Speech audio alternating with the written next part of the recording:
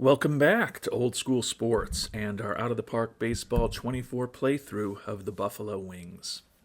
We are at the start of the international amateur free agent signing period for 2040. Just want to start off the episode by thanking everyone for the feedback to our last episode. Always interesting to hear your ideas and a couple things that came up in the comments to the last episode that we will address today. First and foremost, a good point that was brought up by Dralix that was well overdue, but I have finally, after many years, developed different batting and pitching searches or screens, more accurately, for when I am on these pages. Hopefully those of you who follow along and try to give me your thoughts and feedback, this will make things a little bit easier. So you can see here on the pitching page, or on the hitting page, we've gotten rid of the hand that people throw with just to save space, because that's not generally going to be a critical decision for me when making a signing of an offensive player. We've added in the gap power as well as the strikeout rating and the speed. Still seems relatively reasonably readable to me. So that should give those of you who are interested in following along an opportunity to see a more fulsome set of the information that I'm dealing with. Obviously, I'm clicking in on all of these players and doing much more complicated searches, but hopefully this will help a little bit. And similarly, we've added in a pitching focused tab, which is going to include the hold runner rating, the pitch rate, the number of pitches for the different pitchers involved, and simplified things here, just what hand they throw with. Don't care as much what hand my pitcher bats with, or more accurately, what side of the plate they bat at. So hopefully that will help a little bit in terms of following along with some of the better batting and pitching prospects out there when we are doing our annual perusals of the free agent market. So a good suggestion there by Dralix, and we're also going to probably be following some of his suggestions when we get into international amateur free agency this year. Patrick DeBonis also brought up the relevant point. Why are we chasing after Joe Edwards when just a couple months ago in game time we were certainly not inclined to re-sign him, and we were hoping that we would, or questioning whether we should put a qualifying offer on him or not. He did reject our qualifying offer, so he's a free agent now, and now we're going to after him. So what's up with that? And my thought on that is simply that with Andres Medina having opted out of his contract with us, or actually he didn't opt out of his contract with us, we just waived and DFA'd him, and he got picked up by the Dodgers. And with some of the other money that we've saved over the last couple of months, we've now got money available for next season. And I know some of you have espoused the premise this offseason and in previous off seasons that it's time for a rebuild with this team. And I'm not there yet. We had the best pitching staff in the National League once again this past year. We're basically returning everybody from that pitching staff.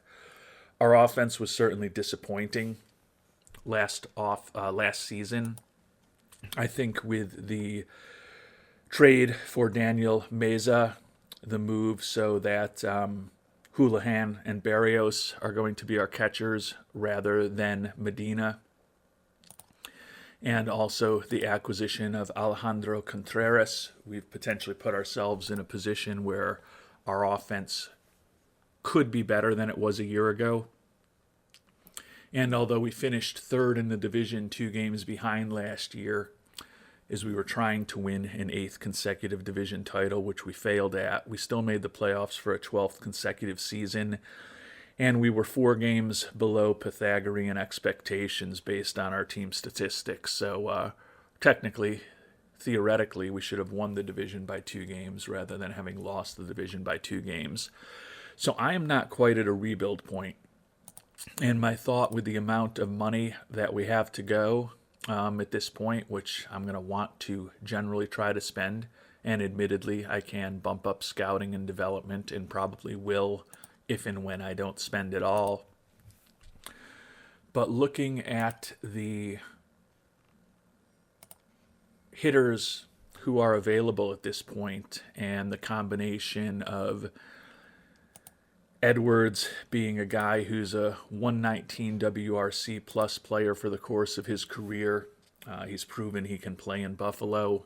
He can play a multitude of positions. He's not a negative influence in the clubhouse. I think that Edwards is probably the best all-around bat and best all-around player for us who's still available in the free agent market. Could maybe argue for a Eric Mossbarger, not a guy at second base that I feel is a position we really need to fill. And I generally prefer to have a bit better range and error rating at a second base. Mossbarger, similarly to Edwards, is looking for a 5-year contract right now. But those are probably the 2 best all-around players on the market. So my thought was trying to get Edwards signed for a relatively short deal is something that helps us continue to compete with this team, since I'm not quite ready to begin a rebuild, while avoiding a long-term commitment. But as we've seen with Edwards, we offered him up to 4 years. He still claims that he wants 5 years at this point, and I'm not willing to do that. I do get Patrick's point that at some point in the next few seasons, it's conceivable that we will need to rebuild or retool this team. And moving on from Medina in particular this offseason has helped improve our contractual situation. So I don't want to get involved in any potentially poor long-term commitments, but I'm also not at the point where I think we need to rebuild right now. So I'm going to keep the lines of communication open with Mr. Edwards to the extent possible. Obviously, it's possible we click here and finish today, and Edwards says, oh, I've signed with somebody, and that's no longer on the table. But if he comes back to us hat in hand in the next couple of weeks and says he's willing to sign a 2 or 3 year deal at less money, even though it's a 180 from where we were on Mr. Edwards 2 or 3 months ago, I think our circumstances have changed from 2 or 3 months ago, so I don't think it's completely ridiculous to entertain bringing him back, given that I think this team can still compete this upcoming season. I know that some of you may disagree with that premise, which is fine, but I'm not at the point where I'm ready to give up on a great pitching staff and not hold on to the hope that we could catch lightning in a bottle in the playoffs one of these years. In turning to international amateur free agency, Dralix always shares, or doesn't always, but frequently shares deep and insightful thoughts on the international amateur free agent process. I liked what he had to say this time around as well, and going to follow some of the thoughts that he laid out. Largely going to go with what I talked about at the last episode. Edgar Mendoza has a pretty reasonable demand for a decent pitching prospect with a lot of positive personality traits. He says he's looking for $550,000. We're actually going to go over on him to $750,000 and see if maybe we can get lucky and lock him up early as the Freak is our favorite pitching prospect this year. Batter-wise, I do agree with Dralix that a fielder with the skills of Jesus Aguilar is pretty rare to find. Like his durability. Don't love the low work ethic and low adaptability, but think he's a guy who could have a useful bat. With the big investment we've made into our farm system in terms of consistent, strong outlays and player development and a great coaching staff, feel like we kind of maximize our chances for success with everybody. Clearly, the poor work ethic works against him, but the hope is for maybe a little bit of positive development with the bat relative to what we think he can be. Don't have perfect scouting accuracy on Aguilar, and maybe he turns into a potentially useful major league player. He's another guy who league interest in him is only average, and I am going to come in decently above what he's looking for at $1.05 million and see if maybe we can just immediately lock him up as well.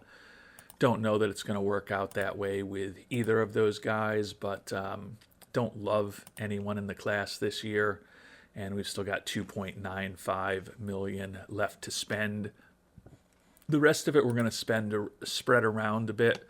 Lupe Jaramillo, I like his bat. I think a little better than Alfredo Lepez, but Lepez is better defensively, and Lepez also a little better speed-wise. I do like the high work ethic with Jaramillo, but he's basically a first baseman / DH, and the bat is not so exceptional to me that I feel like I have to chase after him, at least with that good outfield range and a bat that we think could be a bit above average. Lepez seems like he could become a useful player. I don't know that we're going to get him at $1.4 million, but we're going to meet that demand and submit that offer to him. And then the last thing I'm going to do is follow some advice that Dralix has given over the years that I haven't often ended up pursuing, but it's kind of a bargain / volume approach to pitchers.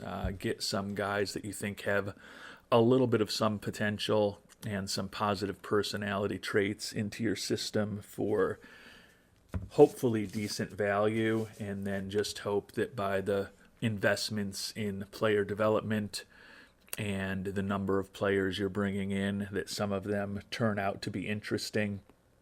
I don't think there's really perfect guys to try this with this time around, but there are a few lower ranked pitchers we're going to pursue. One is Alejandro Orneas, looking for $200,000. Looks like if he fully develops, he could be a borderline useful pitcher. Obviously, you're hoping for some luck. Doesn't really have any positive personality traits, and he also has very high league interest in him, so this is probably not the perfect example to follow Dralix's theory of offering them 50% and slowly increasing that amount, and I'm not going to do it as systematically as Dralix proposes to maximize the saving of money, but going to hopefully at some point get an offer out there. Looks like 140 or 150 may be the number that works for Orneas. Get an offer out to him, and there are also a couple of other pitching prospects. These guys are even a bit less less upside in my view. Sergio Carrillo is one. Does look like he could be a 3-pitch guy. Does have high leadership. He's durable. Barely or almost 17 years old. League interest on him is still high, and he's looking for a bit more money at $430,000. So don't know where this is going to end up. we'll start the offer to him at 250, which presumably, I didn't think it would work. So Dralix right now is telling me I should have started the offer for him at a little bit less than this, but it is what it is. We'll see what Carrillo thinks of that offer. And then the last guy I'm going to visit with right now is David Milano, 17-year-old out of Venezuela. Looks like he's more of a potential reliever, although he does have good stamina, unless that changeup completely surprises us with its upside. Has a couple of positive personality traits with high leadership and loyalty. Very low league interest in him. He's only looking for $180,000. So we're going to start off with a $100,000 offer to him. Not quite what he's looking for.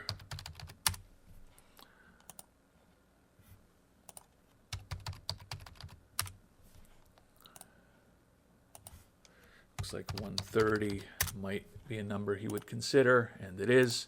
So going with a bit of a volume approach to some of the pitchers here. So we'll be following how the offers we've made, and I guess it's 6 at this point, 4 pitchers, the infielder and the outfielder. Would be shocked if we get all 6 of those players, quite honestly. But if we can come out of this draft with maybe at least 4 of those 6 players, would not be the worst international amateur free agent period of our lives. And obviously it's not actually a draft, even though I just called it that. And with those 6 offers made, we've still got a little bit over $1 million to spend. My hunch is we'll be needing to up some, if not all of those offers, so we're not going to spend it on others right now. So we're going to continue moving forward through the next couple weeks, see what happens with some of those international amateur free agent offers, and then also find out if our old buddy Joe Edwards ends up signing with somewhere else, which will result in us getting a compensatory pick, or maybe comes back to us and says, hey, let's talk. And it all worked out for you, Mr. DeBonis, because Joe Edwards has signed with San Diego. The fans are not happy. I've been questioning exactly how the compensation works for these. I don't know the answer. So first glance, let's take a look at his contract. 5 years and over $100 million with no team options. So Edwards ended up getting the type of deal he was looking for, the type of deal that we were not willing to give him. Talked about this in the comments a couple of episodes ago. I don't think that OOTP is set up to work exactly as real Major League Baseball does in terms of the collective bargaining agreement, because there's different rules depending on whether a team is paying a competitive balance tax, whether a team is receiving financial support from other teams, or whether a team is just kind of in the middle in terms of financials. With him signing for over $100 million, my thought is in OOTP that's going to mean that we're going to have a compensatory pick between the first and second rounds. But let's see. Yeah, supplemental first-round pick for Edwards. In real Major League Baseball, a contract worth over $50 million is a break point for whether it's a supplemental first or a supplemental second-round pick. I think in OOTP that may be a simplifying assumption that's used regardless of what the team's actual payroll situation is. But I don't generally look at it that closely, but kind of got what we expected with the supplemental first for Mr. Edwards this time around. And now that puts us into a position where we've got a lot of money to deploy this offseason, which don't know where it will ultimately all go, but some of it is certainly going to go into boosting our scouting and player development a bit. Still would like to maybe sign 1 or 2 more players if they become good bargains over the next month or so, and we'll likely have a decent amount to use in the draft and or taking on salary later, taking a look at player development now. With that supplemental pick we got, our recommended draft budget has also gone up by about $2.5 million with that first round pick that we got. So want to make sure we've got a little bit set aside for there, so we hopefully can sign both of our first round picks and do well with those two players in the upcoming draft just about 5 months from now. And Alfredo Lepe, who was the highest priced player that we made an offer to, says he already wants more money. $2.6 million is more than we can afford.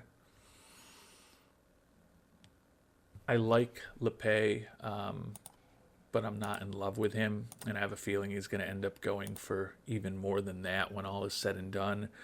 Right now, at least pivot back to talk to Jaramillo, and he's still pretty reasonable. We'll offer him $1.3 million. He's playing games with us already. $1.35 million, which is about half of where Lepe was at this point. Don't know that we're going to end up signing either, but like to kind of have a decent amount of irons in the fire in these early stages of the IAFA period when there's not just one or two guys that I am 100% focused on ensuring I come out of the period with. And here in the early stages of international amateur free agency, the Dralix method has worked really well for us. Edgar Mendoza ended up signing with us for the $750,000. He was the starting pitching prospect that we liked the most, that we bid over on. But we also got David Molano, who ended up signing with us for $130,000. Another starting pitcher, Sergio Carrillo, ended up signing with us for the $250,000 that we offered him. And last but not least, Jesus Aguilar, the infielder that we liked, that we went $200,000 over on, signed with us for $1.05 million. So we have a 4-player class signed already. A little bit more money for Mendoza and Aguilar, the two guys that we really liked. Added a couple of other pitchers into the mix at our international complex. And we still have the flexibility now to be a decent player. Right now we've got $3.5 million outstanding with the offers that we've got, and another $1.2 million left to spend. You can see there's been only 5 players signed thus far, and we have 4 of them. So Dralix, after banging his head against the wall to get me to pursue this type of more bargain-oriented method for the past several off-seasons, finally has gotten through my thick head. And Alfredo Lepe did end up signing with Detroit, $2.6 million. So it was kind of the amount that he was looking for that we moved on from. I didn't end up going for more than that, which is a little bit surprising to me, but seems like with it being a bit of a mediocre class this year, most teams are kind of following our lead and not spending crazy money on players that probably aren't really worth it in terms of their overall upside as prospects. And Lupe Jaramillo now coming back, also looking for more money. $2.6 million, interestingly, is the number for him, which certainly if we were going to go that high, would have preferred to pay that to Mr. Lepe. We also don't have the capacity to pay that with a couple of the other offers that we have outstanding. The most we could go is $2.17 million. We'll see if 2.15 is something he'll think about, and it is not. So we are going to move on from Mr. Jaramillo as well. And we've added another bargain basement type pitching prospect through international amateur free agency, Frank Pimentel. Only spent $100,000 on him. Think it's unlikely he ever develops into much of anything, but he does certainly have the stamina and the holding runners to be a starting pitcher, and he potentially has a 3-pitch arsenal. He looks like, with the fact that he doesn't throw incredibly hard, is not ground ball focused, and has, we believe, awful movement on his pitches, that he could throw a lot of flat pitches that get blasted out of the ballpark. But with a 16-year-old, who knows what they're going to become, and Pimentel gives us at least one other player in our international complex. We've still got $2.07 million left that we can offer to people. The pickings are getting a bit slim. We had made offers to Vicente Rivera, third baseman that we mentioned last episode, but he's now looking for more than we can pay. Jesus Asensio, haven't checked in on. My assumption is we don't have enough for him either. Yep, same thing with him as well. Pitching-wise, there's just not a lot of top-end talent left. Jesus Pacheco is probably the most interesting out there. Honestly, he's probably more likely a left-handed reliever at the major league level, and even he is looking for more than we can afford. So we're going to see if we can maybe shop some of this money. Don't love Luis Serrata's personality. And he's looking for much more than we can pay at this point, too. So I guess I might as well look at Dominic Blanksby while we're here.